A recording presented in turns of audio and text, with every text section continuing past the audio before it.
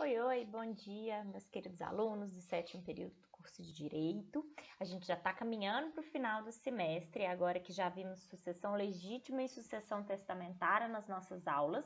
E hoje a gente vai falar um pouquinho sobre inventário e partilha. Nossas aulas daqui em diante, eu já fiz uma divisão mais ou menos aqui, vão ser divididas da seguinte forma. Além da aula de hoje, nas aulas seguintes nós vamos falar sobre partilha, colação, sonegação de bens, holding familiar e herança digital, tá? Fiquem de olho, acompanhem nossas aulas.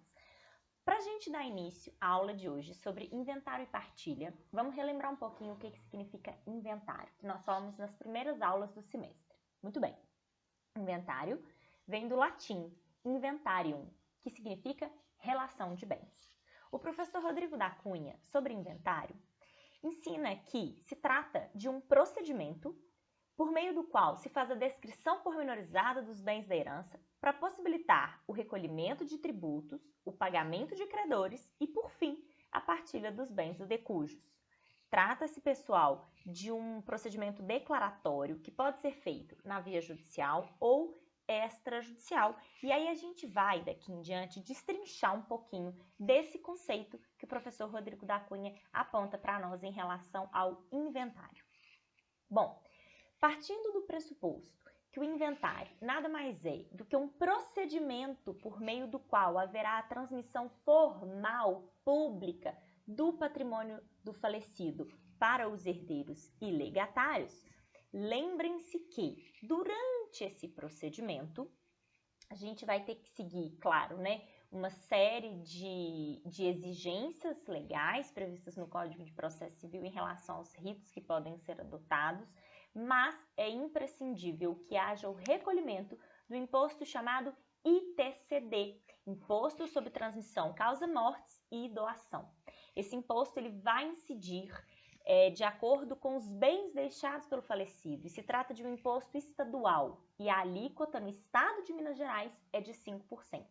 Isso vai variar, claro, de estado para estado, dependendo da legislação estadual, e eu coloquei aí para vocês, como nota de rodapé do documento de Word, algumas observações sobre a Fazenda Estadual de Minas Gerais em relação ao tributo. Pago o tributo, quitadas as dívidas do falecido, vai ser feita a partilha dos bens. E sendo feita a partilha, vai ser expedido o chamado formal de partilha. O formal de partilha nada mais é do que um título judicial que vai ser expedido pelo juízo em favor dos herdeiros e dos legatários ao final do processo de inventário. É nesse formal que constará, né, os bens do falecido, os herdeiros e alguns outros documentos que constam aí no artigo 655 do Código de Processo Civil. Eu deixei para vocês no documento de Word a foto de um formal de partilha para vocês entenderem um pouco como é que é e começarem a desmistificar isso, tá? Bom, o inventário ele pode ser feito, como o professor Rodrigo da Cunha muito bem pontuou, de duas formas, judicial ou extrajudicial. Judicial, como o próprio nome indica para nós, em juízo. E extrajudicial, ser feito em um cartório de notas, né, num tabelionato de notas. Só que a escolha pela forma, se vai ser judicial ou extrajudicial, não depende, pura e simplesmente, da vontade dos herdeiros e dos legatários. A gente tem que observar 4 coisas. Primeiro, de acordo com o Código de Processo Civil, não pode haver testamento. Então, o primeiro requisito para o inventário ser extrajudicial é inexistência de testamento. Segundo, inexistência de interessados incapazes. Terceiro, consenso entre as partes. E quarto, é indispensável a presença de advogado. E aí, eu coloquei para vocês, tomando por base aí o que consta, os documentos exigidos no site do Cartório Jaguarão, que é o segundo tabelionato de notas aqui de Belo Horizonte, uma listinha dos documentos que são exigidos para que o inventário seja feito de forma extrajudicial, para auxiliar vocês no dia a dia prático, tá? Bom, por mais que o artigo 610 do CPC exija que não haja testamento para que o inventário possa ser feito de forma extrajudicial, nós já tivemos manifestações em sentido contrário, inclusive do STJ. a quarta turma do STJ, em outubro de 2019, se manifestou expressamente pela possibilidade de ser feito o inventário extrajudicial, ainda que o falecido tenha deixado testamento. E eu também coloquei o link para vocês acessarem essa matéria aí, tá? A gente está trabalhando o tempo todo com o inventário como um procedimento para formalizar e publicizar a partilha dos bens deixados pelo decujus. Mas saibam que, ainda que uma pessoa não deixe bens, é interessante fazer o inventário. E aí estamos diante do chamado inventário negativo. O inventário negativo é o procedimento quando não existem bens. Agora, vocês vão perguntar assim, ué, mas quem pode querer isso? Vamos relembrar das aulas do semestre passado? A viúva ou viúvo do cônjuge falecido que teve filho com ele poderá requerer a instauração de um inventário negativo para evitar que o casamento futuro com outra pessoa se dê no regime de separação de bens pela existência de uma causa suspensiva, ok? Muito bem. Até agora, a gente viu sobre o inventário judicial, o inventário extrajudicial, o inventário negativo e falamos um pouquinho também sobre o conceito do inventário. Agora a gente vai falar sobre os ritos. Existem 3 ritos, de acordo com o Código de Processo Civil, para que seja feito o inventário. Vamos lá. Tradicional ou solene, previsto nos artigos 610 a 658 do Código de Processo Civil. O arrolamento comum, do 659 a 663, e o arrolamento sumário, do 664 a 666. Vamos falar um pouquinho sobre cada um deles.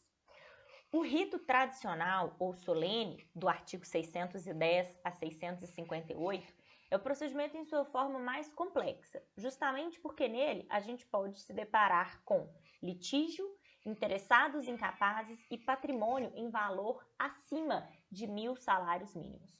Aí, nesse rito, vão ser adotadas várias fases que a gente vai trabalhar ao final da aula de hoje, serão mencionadas mais adiante. O arrolamento comum é para o patrimônio de até 1.000 salários mínimos, valor igual ou inferior a 1.000 salários mínimos, o que atualmente, no ano de 2020, corresponde a R$ 45 mil. Já o arrolamento sumário é cabível quando houver acordo absoluto entre os sucessores no tocante à partilha e todos os sucessores forem capazes. E aí, como vocês podem perceber, a gente falou de uma modalidade tradicional e de 2 outras que envolvem o arrolamento, sendo esse arrolamento uma forma mais simplificada de se partilhar os bens. Agora, pensem comigo.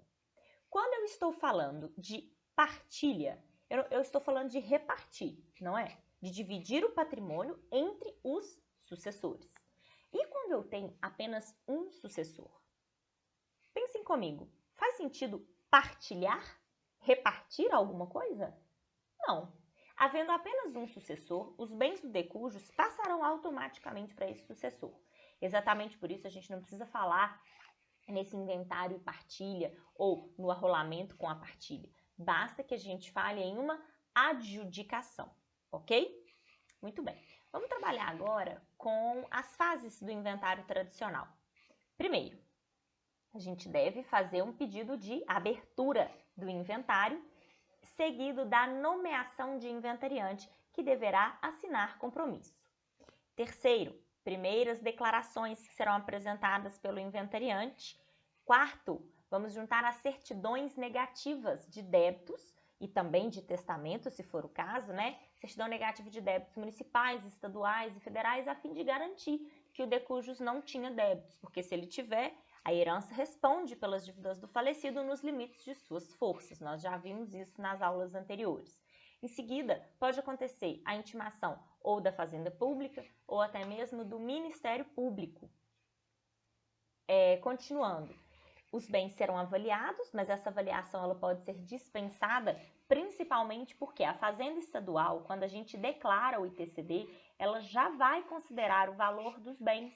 Então, essa é uma forma de avaliação. Exatamente por isso o juiz pode dispensar outra avaliação. Serão prestadas as últimas declarações, pago o ITCD, será formulado o pedido de quinhões de cada um dos sucessores e apresentado o esboço da partilha. Esse esboço da partilha será homologado, será expedido o formal de partilha, colocando-se fim aí ao procedimento. Uma observação interessante para vocês: quando a gente estiver trabalhando com a existência de valores, aplicações ou até rendas provenientes de INSS e FGTS, você pode ajuizar simplesmente uma ação de alvará judicial, pedindo para que esses valores sejam levantados. Eu deixei aí algumas perguntas para vocês, não deixem de responder. Qualquer dúvida, vocês falem comigo. Um grande abraço e bons estudos!